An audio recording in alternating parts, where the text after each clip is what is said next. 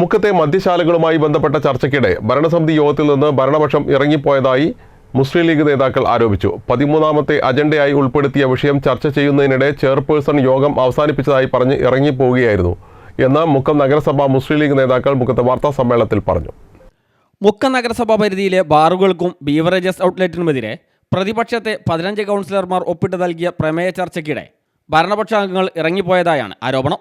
നഗരസഭാ പരിധിയിലുള്ള മുഴുവൻ ബാറുകളും ബീവറേജസ് ഔട്ട്ലെറ്റും ഉൾപ്പെടെ മുഴുവൻ മദ്യശാലകളും അടച്ചുപൂട്ടാൻ സർക്കാരിനോട് ഐക്യകണ്ഠേന ആവശ്യപ്പെടണമെന്ന പ്രമേയമാണ് ചർച്ചയ്ക്ക് വന്നത്.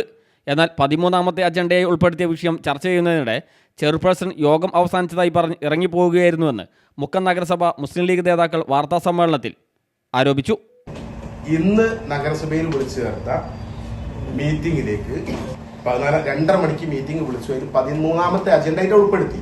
പക്ഷേ അത് ചർച്ചക്കെടുത്തപ്പോൾ അതിന്റെ ചർച്ചയുടെ സത്ത മനസ്സിലാക്കാനോ അല്ലെങ്കിൽ അത് തീരുമാനമുണ്ടാക്കി അതിന്റെ ഒരു ഫൈനൽ തീരുമാനം പ്രകടിപ്പിക്കാനോ നിൽക്കാതെ ചർച്ച നടക്കുന്നത് ഇടക്ക് ഒരംഗം സംസാരിച്ചു കൊണ്ടിരിക്കുന്നതിനിടക്ക് ചെയർമാൻ ഇറങ്ങിപ്പോയി. മീറ്റിംഗ് അവസാനിച്ചു എന്ന് പറഞ്ഞ് ചെയർമാൻ ഇറങ്ങിപ്പോവുകയുണ്ടായി. ചെയർപേഴ്സൺ ഇറങ്ങിപ്പോയി. അപ്പൊ എന്ന് വെച്ചാൽ ഈ അജണ്ടയുമായി ബന്ധപ്പെട്ടുകൊണ്ട് ഇവരുടെ നിലപാടാണ്.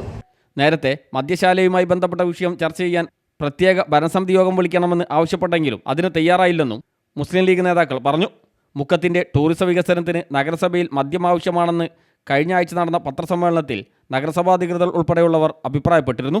അതിൻ്റെ ചർച്ച നടക്കുന്നതിനിടെയാണ് ചെയർപേഴ്സൺ നേതൃത്വത്തിൽ ഇടതംഗങ്ങൾ ഇറങ്ങിപ്പോയതെന്നും സ്റ്റാൻഡിംഗ് കമ്മിറ്റി ചെയർമാൻ ഉൾപ്പെടെയുള്ളവർക്ക് മദ്യവിഷയത്തിൽ നഗരസഭയുടെ അതേ നിലപാടാണോ ഉള്ളതെന്ന് വ്യക്തമാക്കണമെന്നും ലീഗ് നേതാക്കൾ ആവശ്യപ്പെട്ടു.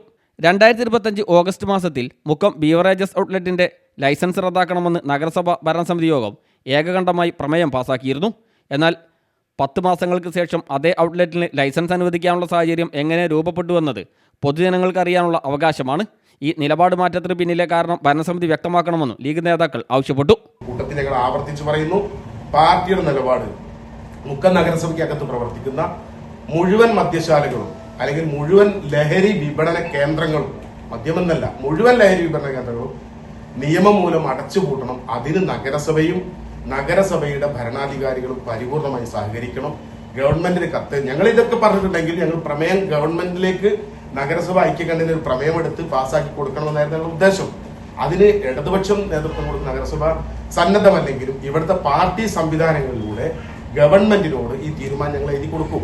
മുഖത്ത് നടന്ന വാർത്താ സമ്മേളനത്തിൽ Gafoor Kalluritti, AM Abubakar, IP Ummer, V Abdullakutty, Sharif പണ്ടക്കോട് എന്നിവർ പങ്കെടുത്തു. CTV പ്രാദേശിക വാർത്ത മുക്കം.